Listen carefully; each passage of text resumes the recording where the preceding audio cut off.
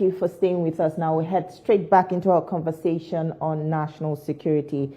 Now, Mr. Ojo, I was saying that yesterday the Senate sat and debated extensively on national security, and they arrived at so many resolutions. One of them is they actually said that security is everyone's business and no one should absorb themselves from it. Starting from themselves, we saw the dissolution of two critical committees yesterday. That's the Committee on Air Force and National Security and Intelligence. They dissolved that committee yesterday, and also the other security committees are expected to brief them on their activities so far in a closed session. One other thing is they're pointing to the governors. They're asking the governors, what exactly are you doing to support President Tinubu in this fight against insecurity? Because, of course, you are in charge of your states and you can't absolve yourself from the blame as well.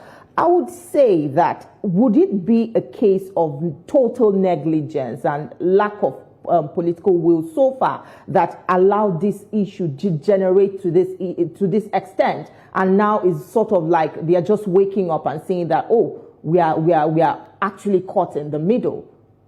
No, you see, you see these kind of actions when the elite are also becoming victims. It's like COVID-19. Look at the spontaneous reactions from the presidency during COVID-19. Because what presidents were having COVID, Donald Trump had, the UK Prime Minister had. So Buhari was always wearing masks, and anybody coming to him, you have to do, because it affected them. There was a lockdown. Now, they are waking up because the president said, withdraw police escort from everybody. You had that yesterday. They said, no, Mr. President, don't do this. Oh, because now we are vulnerable. These people are saying that they are going to start targeting politicians. So they now realize that they will not have the comfort of going to their communities with a battalion of soldiers and police to protect them when they go to their villages. And so it's good. In fact, as I said in my column yesterday, where I was talking of early warning and early response as a conflict management tool, I said, over the time, we have early warning, but how has our response been? You pointed to issue around having committees, multiple committees. The leadership of National Assembly just set up those committees as, patronage for those who supported their ascension to those seats. So, Eshaun Omo supported me. He has to be chairman of military, maybe defense. You will be chairman of Navy. Everybody just even when there is no funding for those committees to go on oversight. Are you surprised that it is the agency that you are going to oversee that usually foots the logistics of those who go on those oversight? Is that appropriate? Is that the way it's done elsewhere? If you pay the piper, will you not dictate the tunes? If I give you a business class to come and oversee my agency, gives you accommodation, and when you have come and you are leaving, I give you very handsome, or I made prayers into your email, as they say, how will you come and indict me that I'm not performing? So everybody was jostling for chairman or vice chairman position. And that is why there are so many committees that in 4 years, some of them never sat twice after their inauguration, because there is no funding. And at the end of the day, they just go with the title and chairman of this. So the privileges that come with the chairmanship position is what they were after.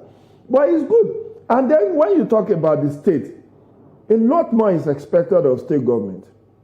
Why? They collect security votes. What do they do with that security vote? Security votes of some governors is in billions per month. Billions.